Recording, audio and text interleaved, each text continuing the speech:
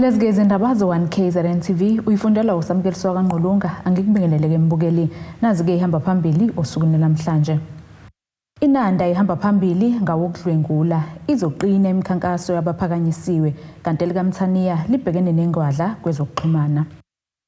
Isiteshi samaphoyisa saseNanda siqhubekile ke nokuzihola zonke kuleli ngokuhamba phambili ngamacala okudlwengula abikiwe.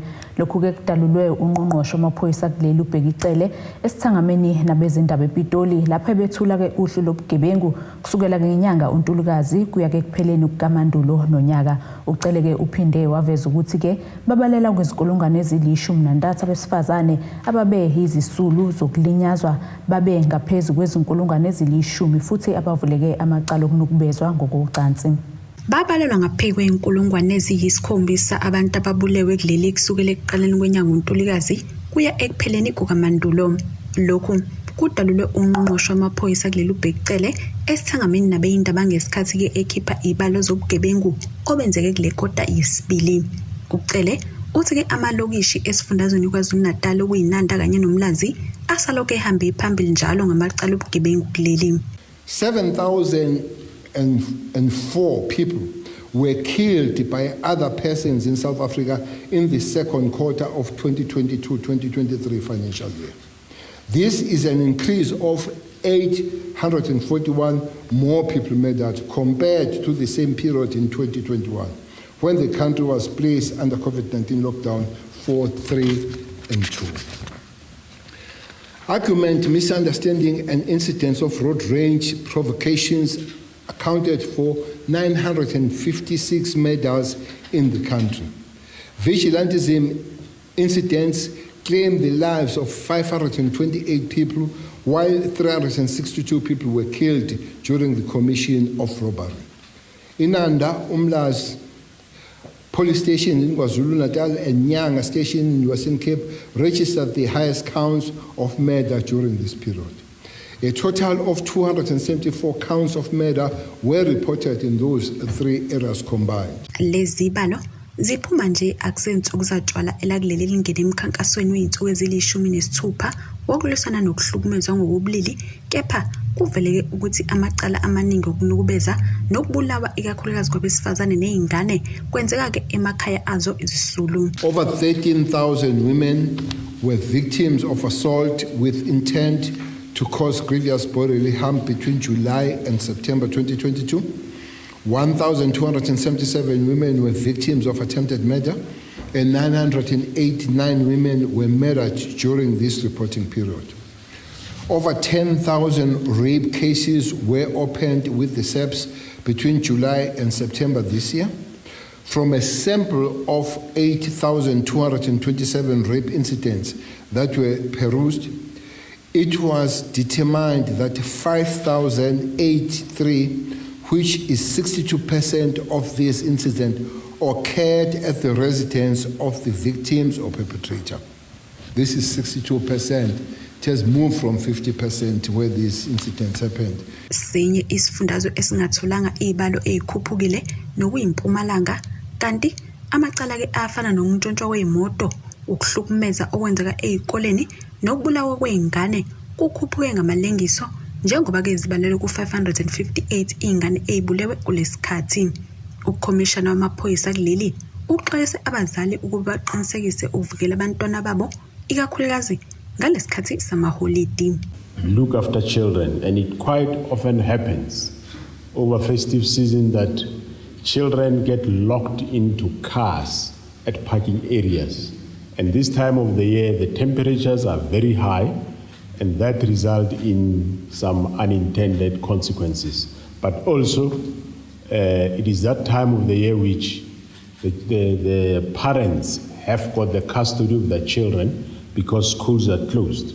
So it is important that parents look after the children at all times, stop going to shebeens and taverns overnight, leaving children alone at home, because those are some of the problems that we experience over this specific time of the year. Indaba zo1KZNTV kubi uNtomkhona Mvubu eThekwini. Umhlaziyi wezepolitiki ozimele uThobani Zikalala uthi-ke ukudedela kwezibalo zamagama abantu abaphakanyiswe amagatsha e-ANC njengoba kuzoba nenkonfa ukukhetha ubuholi obusha kuzwelonke kuzokwenza-ke imikhankaso yabaphakanyisiwe-ke iqine kakhulu kanjalo-ke nezingxoxo phakathi kwabanye abavelayo. uZikalala usho kanjena-ke kulandela kokumenyezelwa kwezibalo zamagatsha okubonakala-ke igama likamongameli we-ANC okhona uCyril Ramaphosa lihamba phambili bese kuba-ke elikaMdumiseni Ntuli kwesikanobhala. Mr. Zikalala, siyakubingelela osukwini namhlanje ohlelweni lwethu lezindaba.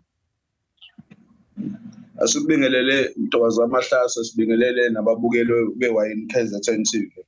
Okay, bengifisa la ke sibheke udaba lokuphakanyiswa kwamagama abantu abayisithupha njengoba kubhekwe enkonfeni ye-ANC ngoDisemba. Sibonile lapha ngokushiyashiyana ke ngokwamagatsha ngoba lokho abesikade sikudedelwa osukwini la izolo bekuyiziphakamiso zamagatsha. Sibone lapha uma ngabe sibheka nje emagameni abantu abafuna ukuba ukuhola yona i-ANC. Mnumzane Cyril Ramaphosa amagatsha avelile lapha ngokwezibalo awu-2000 plus bese kuba uyena ubaba uZwelimkhize njengoba naye eno-900 plus.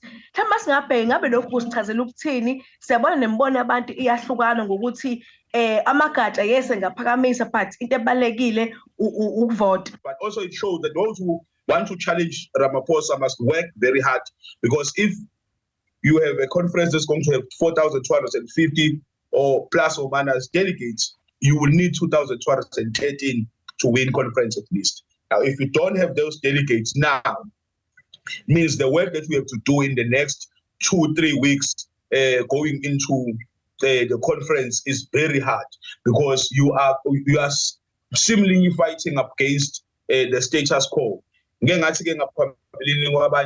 This conference reminds me of the 2012 conference, which came after the 2000 conference, which was a conference that maybe opened many of us to the of our eyes contestations in leadership ANC. Now, in 2012, when it came, it did not bring much changes. In fact, what it was, it represented disagreements of succession.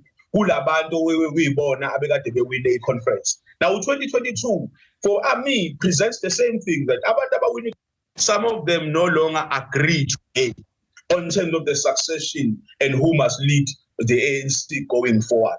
Now, you will find that if you see Cyril Ramaphosa still leading, and you find Paul Mashatile leading in terms of the DP, in fact, he's almost uncontested if you look at it for the deputy president position. Now, if you look at that type of numbers, you see that Paul Mashatile, Cyril Ramaphosa, and others were parts of one grouping in 2017. But now there seems to be a disagreement in terms of who must succeed or who must fill up which position going forward. And this is the same thing we saw in 2012, where we saw the likes of Kgalema Motlanthe and Jacob Zuma contesting each other because there was disagreements around issues of succession and issues of who must be Secretary General of the party. At the time, Phile Mbalula was contesting Kojolo Mantashe. And you find this time around people like Mdumiseni Ntuli. A surprising thing in terms of how people have viewed, because he seemed to not enjoy the support of his own home province. But if you saw the nominations, he leads every other candidate. Lowo-ke ongusekela ngqongqoshe womnyango wezokuxhumana nobuchwepheshe besimanje manje kuleli uPhambili Mapulane uthi-ke kuyadabukisa ukwazi ukuthi-ke isifundazwe esifana nesaKwaZulu-Natal sisabhekene-ke nengwadla yokusabalalisa izinsiza kuxhumana emphakathini eyakheleke izindawo zasemakhaya. uMapulane usho kanje enkulumeni ekhethekile abenayo neziko lezindaba ngemuva kokuvula ngokusemthethweni inkonfa yensuku ezimbili yokudingida ezobuchwepheshe besimanje manje kuleli. Le nkonfa-ke ibanjelwe eThekwini eMhlanga. Njengoba ziya ngokushushela izinsuku lapho umhlaba wonke uvudukela ngokuphelele kwezobuchwepheshe besimanje manje, umnyango wezokuxhumana kanye nobuchwepheshe besimanje manje kuleli ubambe inkonfa yokucebelelana ngamasu okuthuthukisa lo mkhakha kanye ke nokuzama ukuqinisa amaxhama okusebenzisana kwabakulomkhakha. Ekhuluma neziko lezindaba ngemuva kokuvula le nkonfa ongusekela ngqongqoshe walomnyango uthi-ke sikhulu isidingo sokucijwa kwamakhono kulomkhakha njengoba ke esikhathini esingengakanani azobe esidingeka. It is estimated that by the end of this year 50% of the global economy will be digitized. So that is the impact of the digital revolution. And so as and when these digital technologies come into the market, there is a need for new skills, because the skills that people used to have becomes obsolete, become redundant. So you need to continue to reskill the population. So this conference is going to look at what are the other interventions in addition to the skills, to the digital and future skills strategy that we have adopted. Le nkomfa yey'nsuku ezimbili ivulwe nangoNdunankulu wesifundazwe KwaZulu-Natal, kanti ibihlanganisa iy'nkampani eziyimele, iy'nkampani eziphethwe yintsha, kanti-ke ababeyingxenye yayo bathole ithuba lokudingida ngey'ngqinamba kulomkhakha. Bafundeke nangamathuba amasha, kanti kukhalu kakhulu ngokusilela emumva kwezokuxhumana, ikakhulukazi ey'ndaweni zasemakhaya, nokubukeka-ke kusazophazamisa lo mgqugqo. The challenge there is, and we heard it today, is connectivity.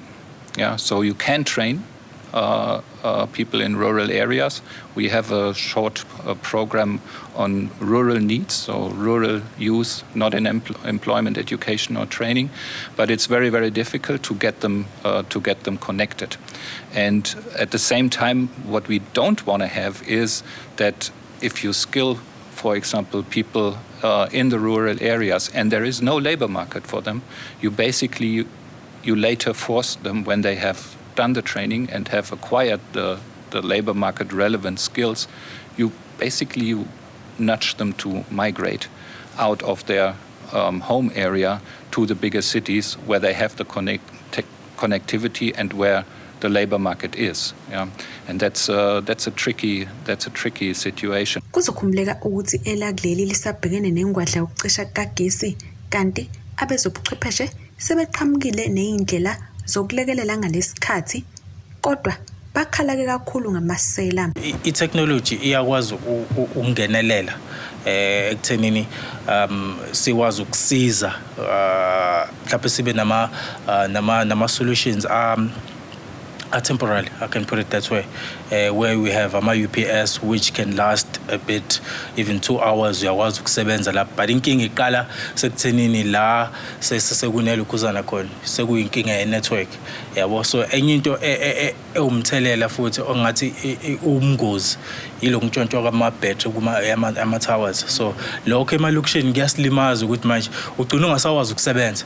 Baningi abantu abanama-idea, into enkinga is-support abayitholi.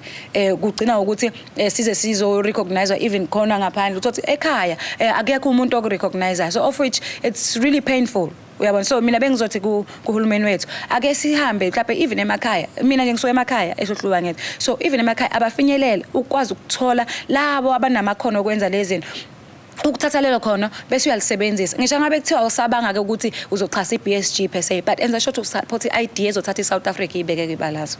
Ey'ndabeni ze-1KZNTV kubuye uNtomkhona Mvubu eThekwini. Asike sithishelele ey'tolo sobuya siqhubeke nazo indaba zethu.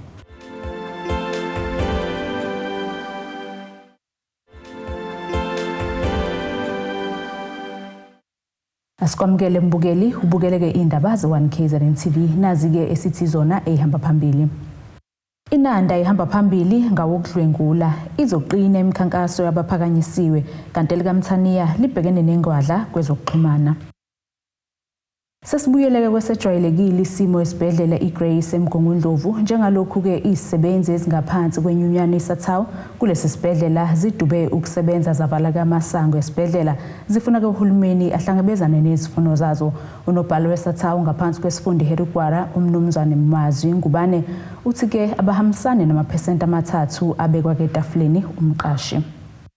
Kubenze ukusebenza izolo ekuseni esibhedlela iGrace eMgungundlovu ngenkathi abasebenzi balesibhedlela bangaphansi kwenyunyana iNehawu bebeka phansi amathuluzi bethi abawuthinta umsebenzi umqashi engakahlangabezani nezimfuno zabo. Labasebenzi-ke bathi abahambisana neze no-3% obekwe etafuleni umqashi, kepha-ke bafuna ukunyuselwa imiholo ngo-10%. Abasebenzi bahleli ngaphandle la bathi bagodla amandla abo. So khumbula namhlanje usuku olubaleke kakhulu lapho ikhosathu namanye ama-union akhona ku-public service athi awahambisani nekunyuka kweholo ngo-3%. athatha njengenhlamba ebhekise kubasebenzi uhulumeni wethu. So bathe namhlanje abamkhombise lento esithi i-warning shot lapho sithi uma uhulumeni eqhubeka nalenkana kanayo sizoya kwi-full blown strike nje maduzane. So siya simkhombisa ukuthi ke abasebenzi bayadinwa kahle kahle ingakho nje ingasebenzi lutho eGrace kuvaleke nemigwaqo ekhona eduzane. Nekuyinto kezoqhubeka le kuze uhulumeni uyavuma.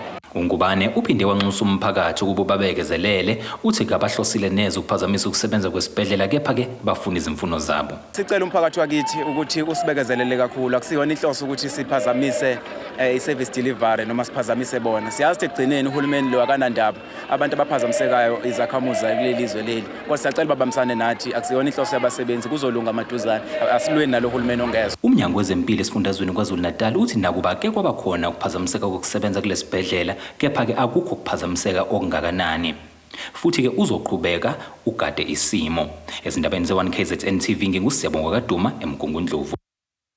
Uphiko labesifazane kwiqembu le-ANC luthi-ke leseka isiphakamiso sokuvotela wabe ngungqongqoshe wezempilo kuzwelonke uDokotela Zwelimkhize esihlaleni kesikaMengameli wezwe kuleli njengoba kubhekwe kwinkonfa yokukhethwa kobuholi yaleli qembu.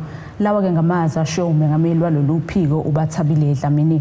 uDlamini-ke ukhulume kanje eMgungundlovu ngesikhathi-ke kukhunjulwa umengameli wokuqala we-ANC u-Oliver Tambo.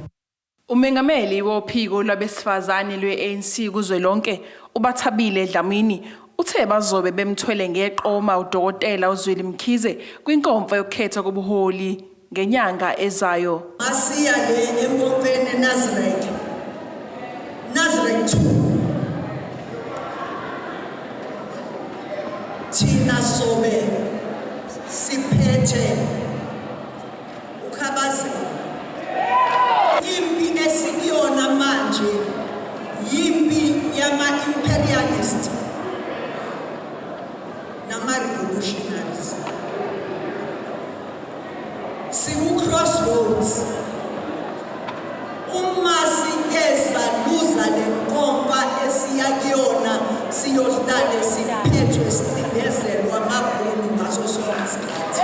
Uspokesperson wethu uthi usize Khabazela ungabonisani namabhunu mawunenkinga uzobonisana nathi ngoba uzobe ufola thina mangabe kunenkinga ephathelene namabhunu nathi imandate uyohlale uyithole thina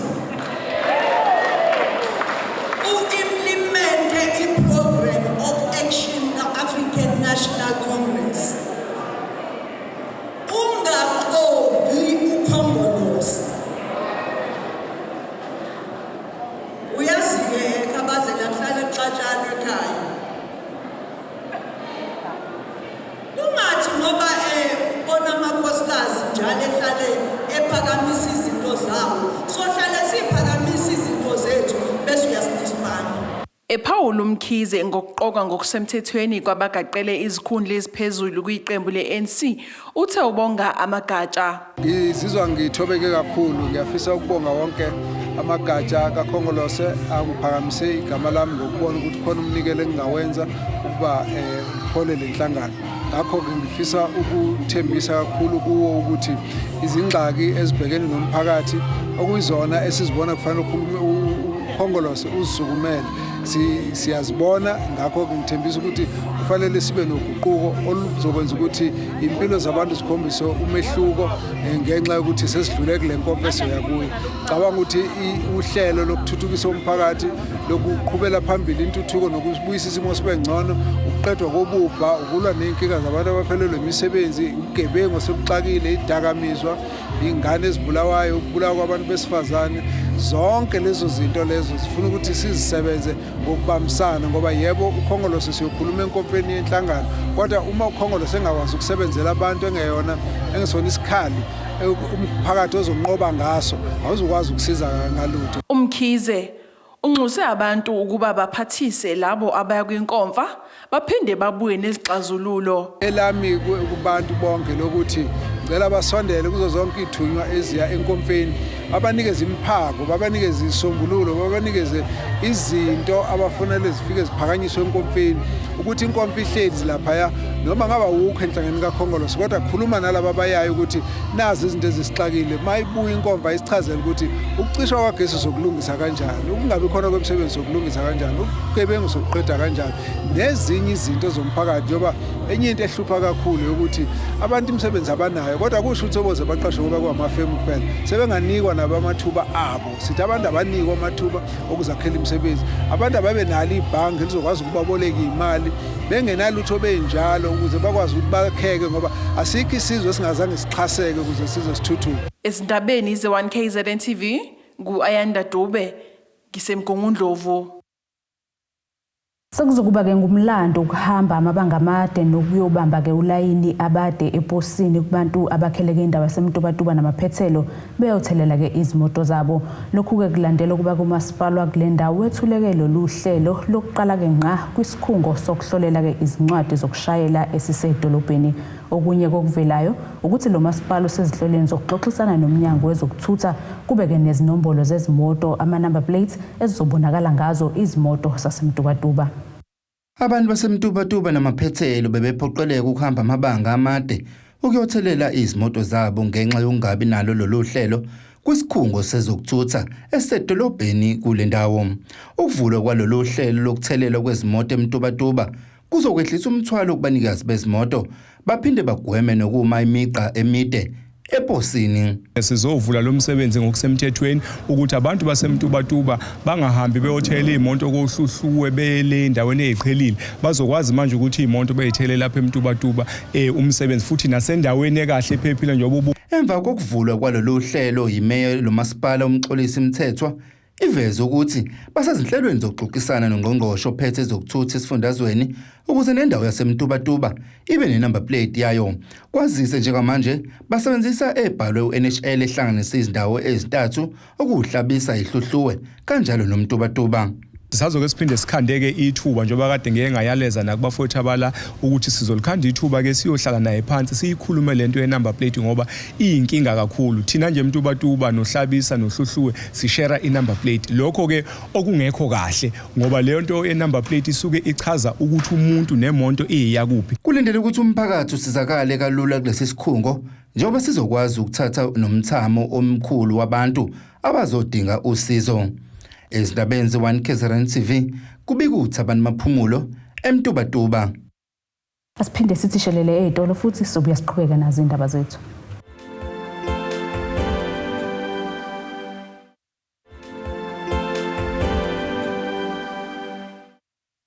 Asiphinde sikwamukele ke mbukeli usabukele zona indaba ze1KZNTV nazi ke besithi zona ehamba phambili. Inanda ihamba phambili Ngokudlwengula.Izoqina imikhankaso yabaphakanyisiwe kanti likaMthaniya libhekene nengwadla kwezokuxhumana. Ake sibheke ke engosini yezomnotho.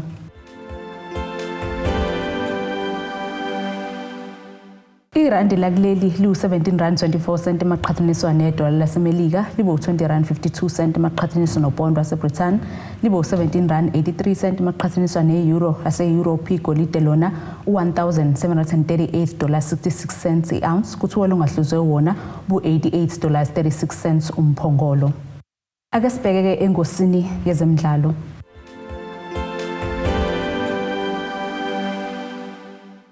Ubuholi besalka kulesi sifundazwe sebuveze ukuthi ke zonke izinto zimi ngomumo ukusingatha ke imidlalo eyahlukene yomasipala bezifunda eziyi11 ozoba ke ngenyanga ezayo. Lokhu kuvele ke emcimbini wokuqhathwa ke komasipala ngemidlalo ehlukene njengoba bewethula ngokusemthethweni eNewcastle ngaphansi kwesifunda eMajuba, kanti ke bese ke uphazamiseke iminyaka emibili ngenxa yegciwane iCovid-19. Izinguquko ezenzeke emva kokhetho lohulumeni basekhaya belikade ngonyaka odlule zenza kwashintsha nobuholi besalka.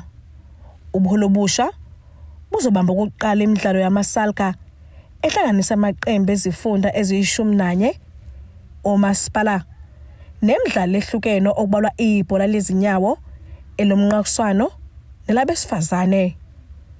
Lamaqembu abeseqhatho sokweni la izolo ngesimemezelo bekade senziwa ngokuhlukahlukana komasipala. Le draw yanamhlanje ifika emveni kokuba sekube nesikhathi eside imidlalo engakabibikho.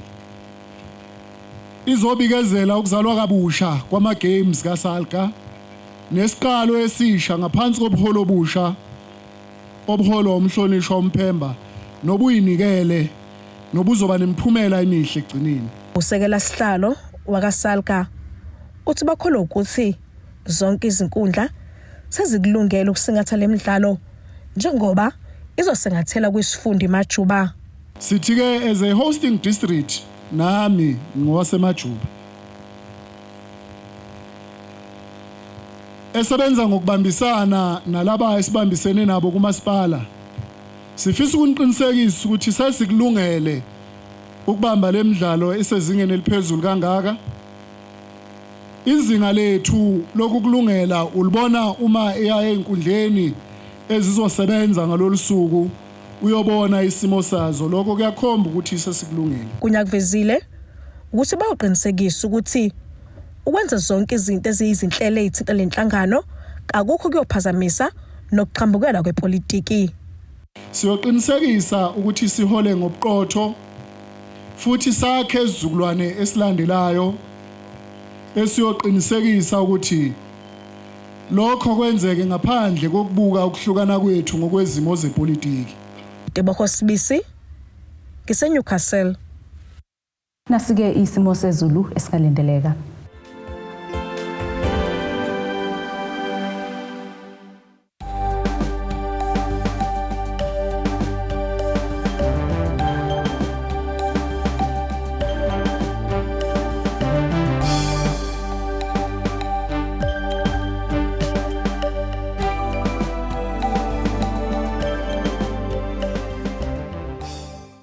Bukelike hilezi besiphathele zona esukwini namhlanje. Mina nawe ke asihlangane futhi ngesikhathi esilandelayo. Nisale kahle emakhaya.